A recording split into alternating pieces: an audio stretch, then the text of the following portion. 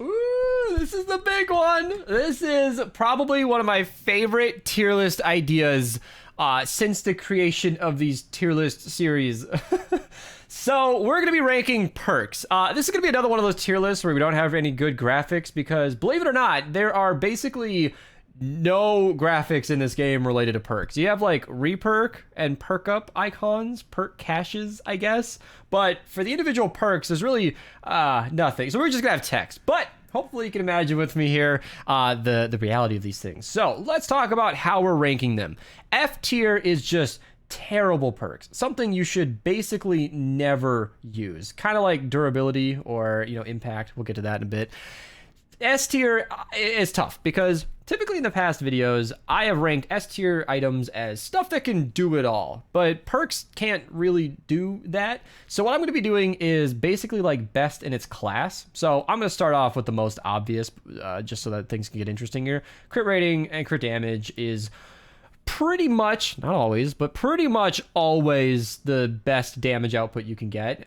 Believe it or not, crit rating and crit damage, two different perks for basically one big bonus is an amazing combo. Now, using one without the other is tricky, but we're not going to be talking about perk combinations just on their own. So if I did it just on their own, then crit rating would be pretty not great and crit damage would be pretty not great. But because these two are tied, I'm gonna be doing that. I'm not gonna be talking about double crit rating or anything crazy like that. Just conventional builds. All right. Trying to keep this clear. So with that said, let's get into it. By the way, actually, sorry, there are not gonna be any 6 perks in this list. That is its own list. There are like 50 plus 6 perks in this game. It is its own list. So yeah, let's get into it. So starting from the upper left, we have cooling rate, which is just getting into the weird stuff right away. There are very few heat generation weapons in this game, and cooling rate is kind of useless. I'm going to put it in D tier, because typically you just want to shoot longer. Heat capacity is generally what you'd want in that case, and most of the weapons that have the overheating don't really need cooling rate or heat capacity. So I'm going to just put it in D tier. It's not useless like F tier, but it's pretty not something you'd use. Fire rate is tricky because it has a lot of different applications. So like with bows, you draw back faster and you can hit your max draw easier that way. With regular weapons, you'd shoot faster.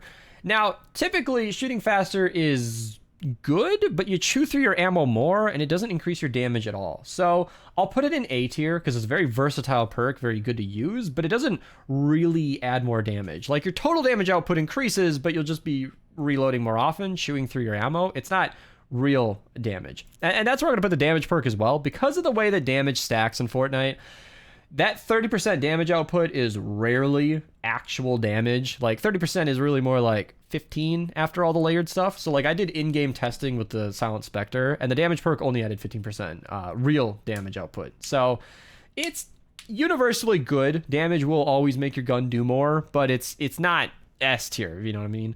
Heat capacity, same thing, slightly better than cooling rate. Same situation where it's like, it's good. It's what I think I'd recommend more often than not. Like the de-atomizer, for example. I believe it overheats after like 3 shots, maybe 4. I don't remember because I've been using heat capacity so long, it overheats after 6. It's nice. It's really quite nice. Ironically, I use the fire rate on the Wrath, which makes it overheat faster, but you get more shots off, which is more useful for crystals, and that's its own situation.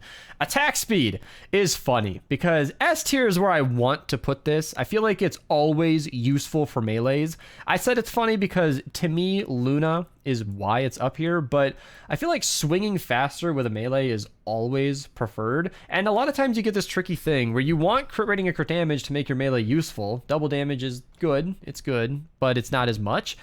But you also really can't get away with not using attack speed on a melee. I'm trying to think of a single melee in my entire inventory that I have used with seriousness that doesn't have attack speed.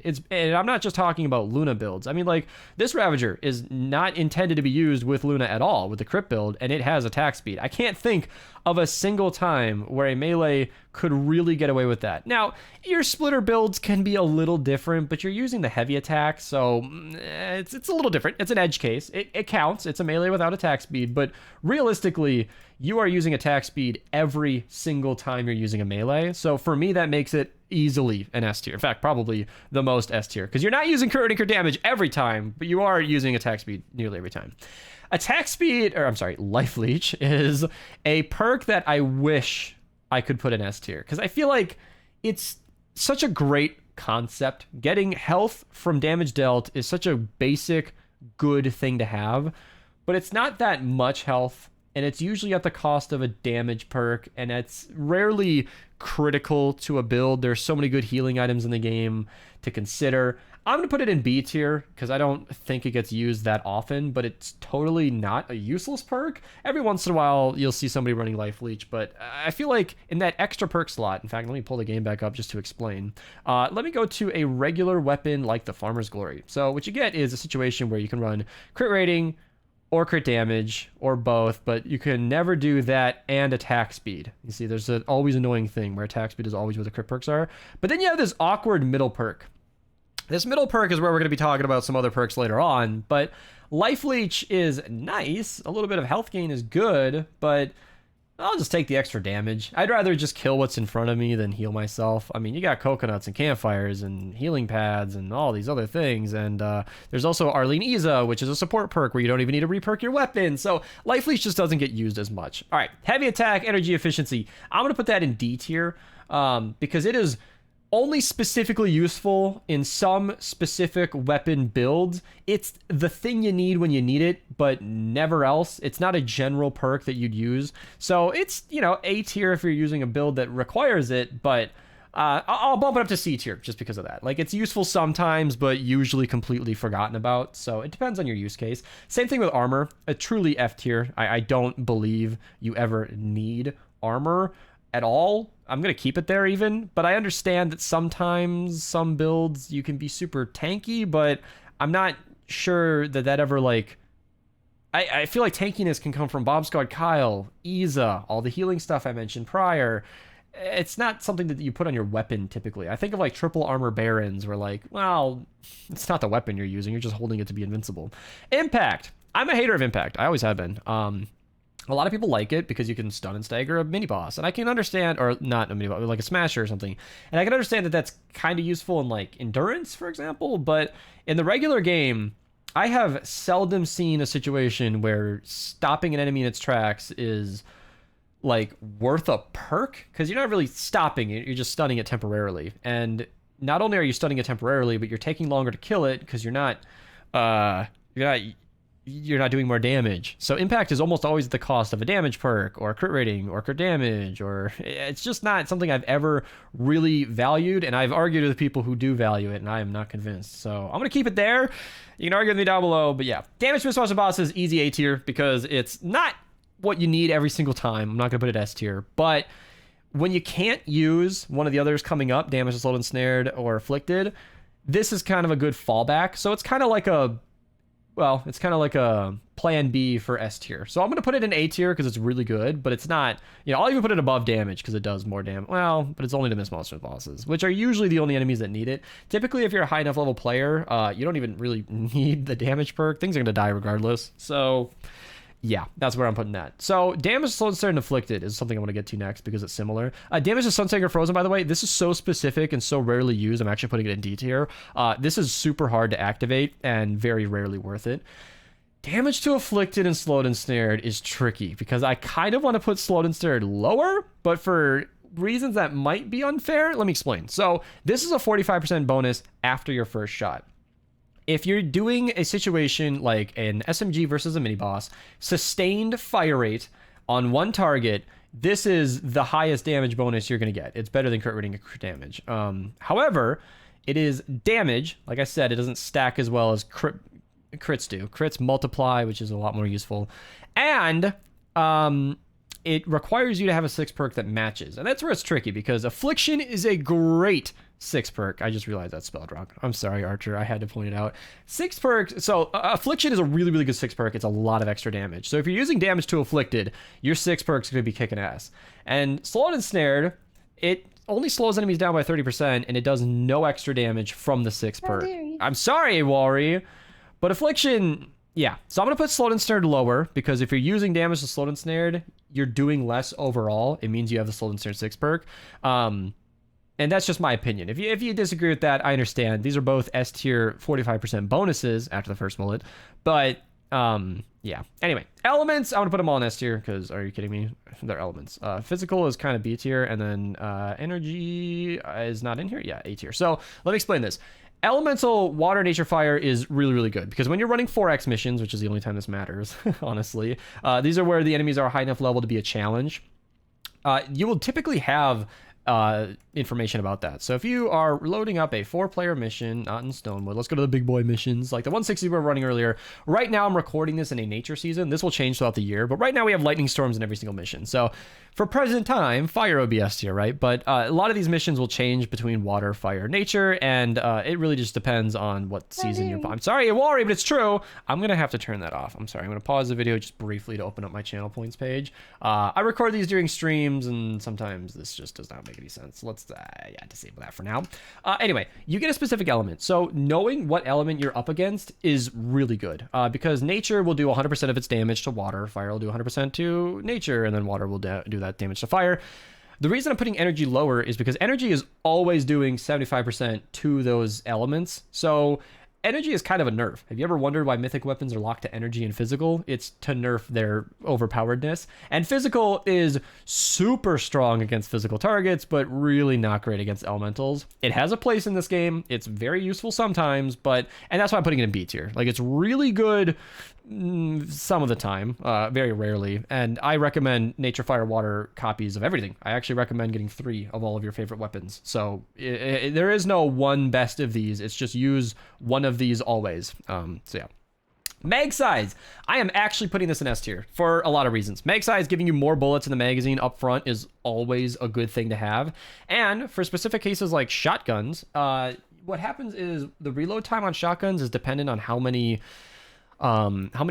rounds are in the magazine. So if it's reloading 1 shell at a time, it actually is just as fast to reload with a mag size perk per shell as it is with reload, depending on the type of, if it reloads 1 magazine at a time, like the Tiger Jaw or the Room Sweeper, then okay, yeah, reload's better there. But mag size is, for the good shotguns, a lot of them reload 1 shell at a time, and mag size is just better. And that's true for like ARs, Jack's Revenge. I mean, somebody's gonna think that's a mistake. It's not. That was an old bug. I missed that weapon being able to be crafted. 3-round mag Jack's Revenge was pretty cool. Anyway, it's really, really good to have that ammo up front.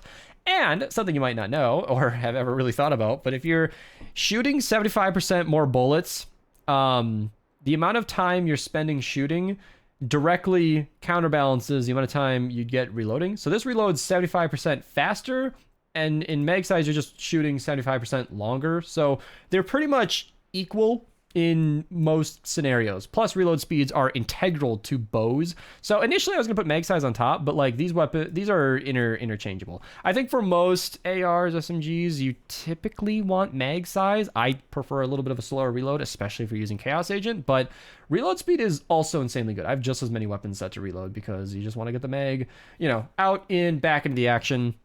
So yeah, durability, F tier, just farm more. Weapon stability, just pull down on your mouse or recoil control is not worth a perk. Basic weapon handling can counterbalance that physically. I mean, if you're somebody who is like impaired physically, okay, this could be good for you, but assuming that's not the case, it's a useless perk. You should not be using that. I've always mentioned that I've never mentioned it much, but for a long time I believe the stability reduced if it reduced bloom and made your weapons, tighter spread, more accurate, that'd be great. That'd be really good. I might even consider using it on some weapons, but it doesn't. So right now I don't really respect that weapon at all. And durability, yeah, truly, I recommend Sunbeam for the same reason. It does more damage. Farm more. It's not super hard to farm in this game, and yeah, I don't think durability is worth an entire perk. I'd rather just craft another one. Headshot damage. Literally S tier damage. It's the highest multiplier in the game. It is. It's stronger than crit damage. But you have to hit headshots. And headshots are wonky, and enemies turn around. So I'm putting this in B tier, high B tier. But don't forget about it, all right? That's the kind of thing where, like, even with good accuracy, no matter how perfectly you play, you can never 100% control hitting headshots all the time. But it is a really high multiplier, and you can put in some good work if you decide to go for headshots someday. So yeah.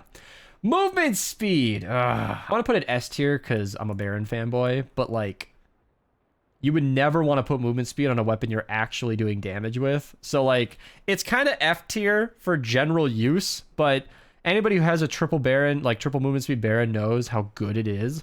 So I'm gonna put it in C tier, but like, it's never something you should be using on your primary weapon, if you know what I mean. If you can put movement speed without the cost of damage, that'd be great. I'd love that. But that's unfortunately not possible. And then we got the trap perks down here. Heals attached building is S tier. It heals your building. Effects duration is kind of whatever. That doesn't usually help that much. We use it on the gas trap, but I've been debating if that's even worth it. I'll put it B tier. We use it on the gas trap because it was like the best option for affliction, but now it's just out longer. I don't actually know how that works out. I want to put a B tier though. Healing amount. I think that... Oh, yeah, that's for the campfire and the... Yeah. That's S tier. It's a really weak bonus. In fact, I think reload is even better than it. Literally, reload heals you faster on the campfire, but you definitely want it on the healing pad. It's weird that we have a trap here that affects like 2 perks in the entire... or 2 weapons in the entire game. And ranged anti-air, that's S tier, because you can't run an anti-air without the range perk. Are you kidding me? Okay, I know you can. Some people have damage anti-air traps, but yeah. Again, I'm still thinking about reload and how these traps are still using reload. I think reload and attack speed might be like the most universal perks in the game. What the hell? I'm putting it above mag size because I forgot about traps. Impact and knockback, again, you're not going to want to run your wall launchers without that, or floor launchers. Increased build health, are you kidding me? It's like base Kyle built into a trap. So the trap perks are insanely good, except for effect duration. I'm going to leave it at that. Comment down below what you guys think. If you agree, disagree, let me know. Thank you guys so much for watching. I'll catch you in the next one.